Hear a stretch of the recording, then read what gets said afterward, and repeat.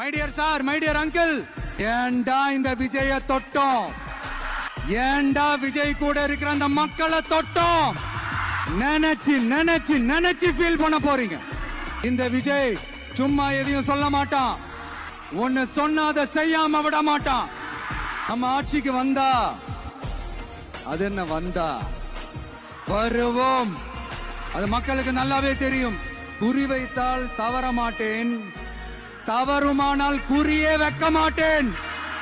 சும்மா blast blast தான். இன்னும் நாங்க விமர்சனம் செய்ய ஸ்டார்ட் பண்ணவே இல்லையே, இன்னும் நாங்க அடிக்க ஸ்டார்ட் பண்ணவே இல்லையே, அதுக்குள்ள அலர்னா எப்படி? பாப்பா பவள விழா பாப்பா, நீ பாசாங்கு காட்டாத பாப்பா. நீ நல்லவர்கள் போல் நடிப்பதை பார்த்து நாடே